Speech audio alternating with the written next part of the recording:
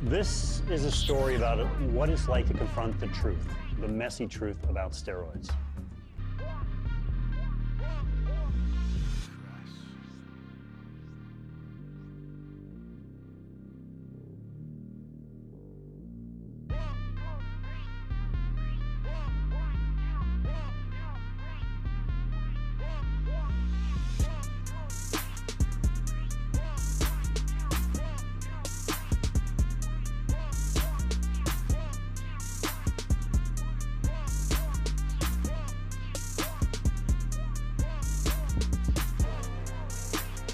Strength, energy, endurance, those are three things that athletes are trying to get when they use these performance-enhancing drugs. Now, there's some debate as to whether it actually works, but the athletes seem to think that it works, and they often continue using it. So in some sports, strength is more important. In other sports, like let's say biking, endurance is also important. So athletes in different sports will take drugs that they think are tailor-made for what they need. And authorities sort of caught on to this in the 1960s, and they've been trying to stop the doping, but they haven't really been able to stop it completely. Some performance-enhancing drugs actually are real medicines, and they're legal if a doctor prescribes them, but they're not legal if a doctor doesn't prescribe them. And then in addition, governing boards of various sports have told athletes, you cannot use these. It is illegal in our sport for you to use these.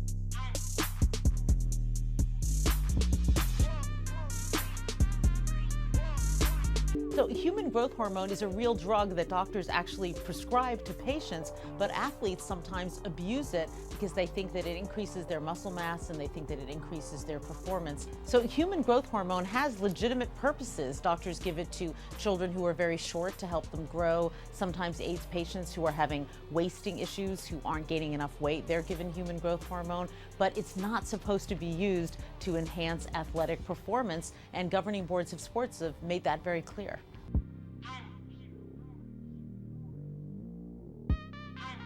It can be very hard to check for these PEDs, and that's because the abusers are always several steps ahead of the people who are doing the testing. So people who are doing the testing have figured out, you know what, we've got to get better at testing for these drugs. So one of the things that they've started to do is in some sports, the minute that you win a medal, they whisk you off and they test you because they want to see if you have any drugs in your system right at that time.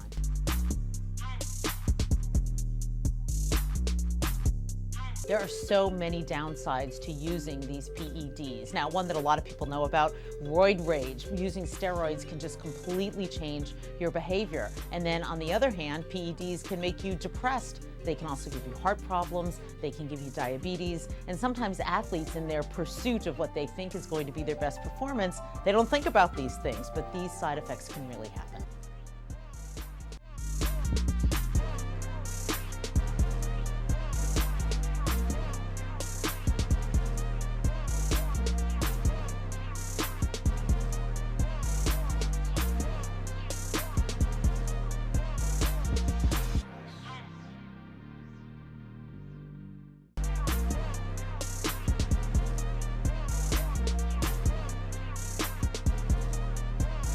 New drug scandal rocking baseball. Former MVP Ryan Braun has been suspended for the rest of the season. Alex Rodriguez of the Yankees could soon be slapped with an even stiffer punishment. I hope that Ryan Braun is forever remembered as the most despicable liar in the history of baseball.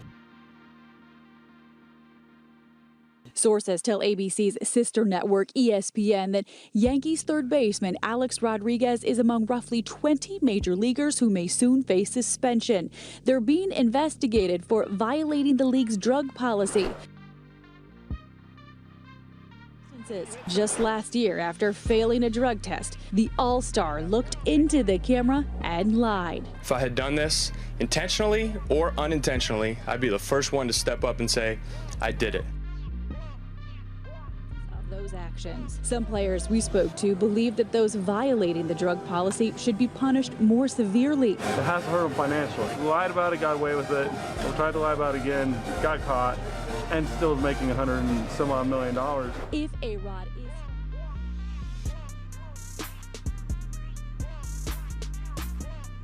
is Did you ever take banned substances to enhance your cycling performance? Yes. Did you ever blood dope or use blood transfusions to enhance your cycling performance? Yes. In all 7 of your Tour de France victories, did you ever take banned substances or blood dope? Yes.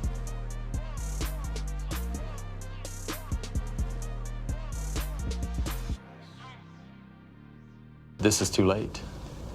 It's too late for probably most people. And that's my fault. You know, I view this situation as one big lie that I repeated a lot of times.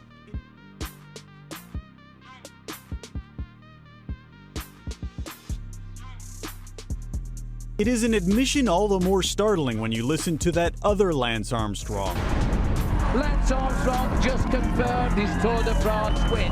The icon who transcended sport, hung around with movie stars and world leaders, the one who told the world year after year that he was clean and anyone who said otherwise was just out to get him. I have never doped. I've never taken performance-enhancing drugs. My best defense is I've never tested positive. He didn't just lie to reporters, fans, sponsors, and even cancer survivors. He lied under oath, too. How many times have they said? I'm just trying to make sure your testimony is clear. Well, if it can't be any clearer, then I've never taken drugs.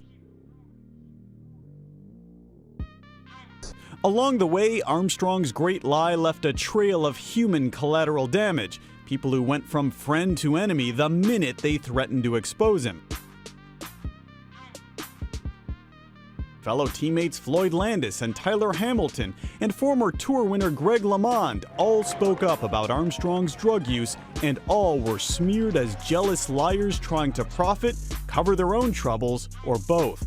If I'm taking on Lance Armstrong, then that should be evidence enough that there's a problem with the system, because I'm saying that a bunch of people did it. Look, at some point people have to tell their kids that Santa Claus isn't real. I hate to be the guy to do it, but it's just not real.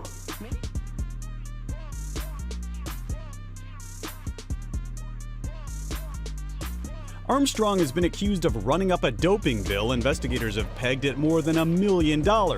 Officials describe a ghoulish list of medical enhancements, blood transfusions up to twice in 3 weeks during the tour, along with EPO, testosterone, cortisone, and an extract of calves' blood called Actovegin. Getting to this moment, hearing the admission was something unimaginable to the people who used to be close to Armstrong and saw their lives shattered by him when they wouldn't lie. Armstrong now says he was caught up in a fairy tale of his own making.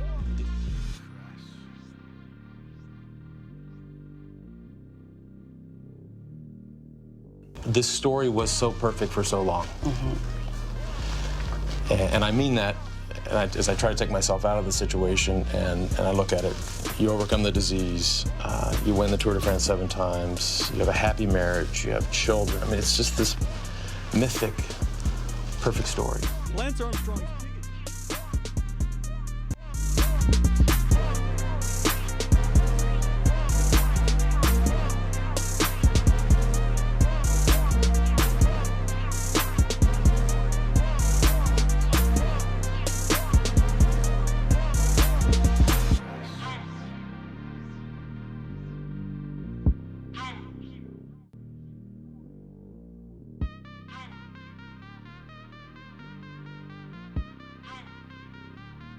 The following segment contains images that may be disturbing to some viewers.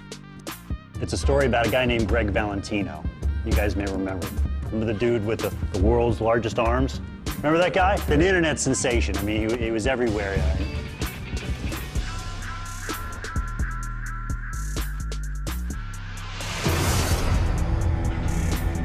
I am the poster boy for steroid abuse.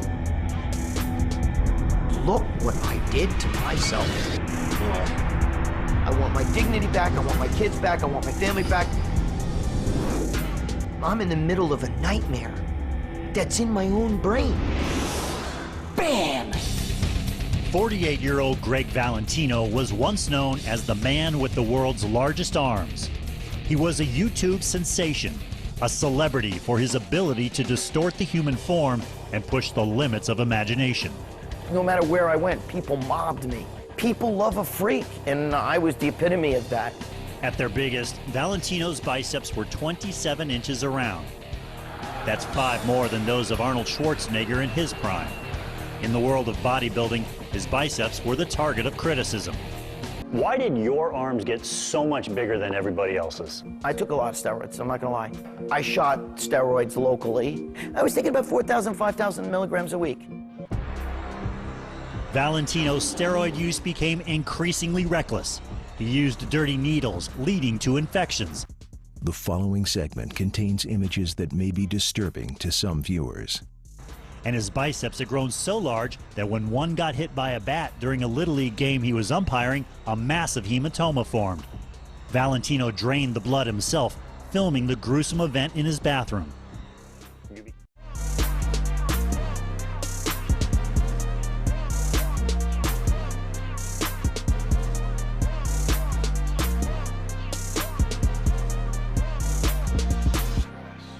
The kids are saying, well, you know what? But A-Rod did steroids, and he's getting paid millions of dollars, and he's cool.